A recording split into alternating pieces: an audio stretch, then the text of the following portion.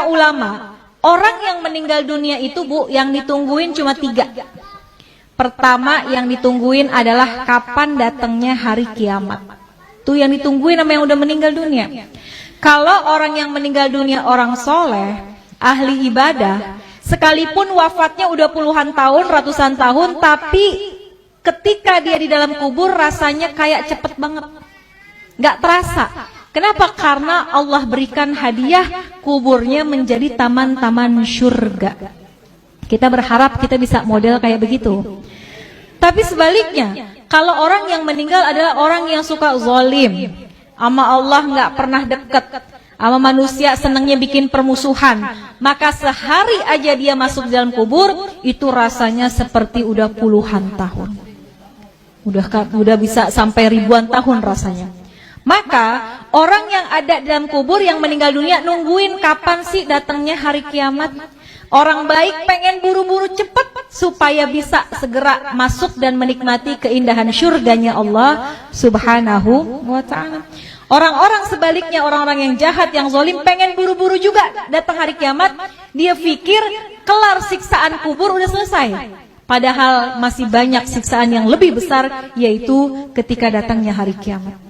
Maka pertama orang yang meninggal nungguin kapan datangnya hari kiamat. Yang kedua, orang yang sudah meninggal kata ulama yang ditungguin kiriman doa dari yang masih hidup. Makanya kalau peringatan haul kayak gini Bu, yang paling girang adalah orang yang dihaulin. Itu dalam kitab Ruh digambarkan, orang yang dikirimin hadiah, ya, Fatihah aja, bahkan sekedar doa dari orang yang masih hidup kepada orang yang sudah meninggal dunia, di dalam kubur hatinya girang luar biasa, bahagia luar biasa, sampai penghuni kubur samping-sampingnya pada ngeliatin Bu. Kayak orang lagi di pesantren, ditengokin sama orang tuanya dibawain makanan, kan teman-temannya pada ngeliatin tuh ya. Itu sama ceritanya seperti apa yang ada dalam kubur. Kalau orang tua kita dikirimin Fatihah, dikirimin doa sama anaknya, maka girang banget hati orang tua kita. Tuh penghuni kubur lainnya pada ngintip. Kalau bahasa kita dikirimin apaan sih gitu ya. Maka mereka sangat menunggu kiriman doa daripada keluarganya yang masih hidup di dunia. Bahkan diceritain Bu, kalau yang ngirimin anaknya, keturunannya itu malaikat akan membawa doanya menggunakan nampan yang terbuat dari emas. Punya nggak nampan dari emas? Nggak ada. Tapi Masya Allah ketika kita meninggal dunia, malaikat hadirkan doa. Bisa jadi doa itu berupa ampunan, bisa jadi doa itu adalah rahmat yang dikirimkan oleh anak kita yang masih hidup di dunia.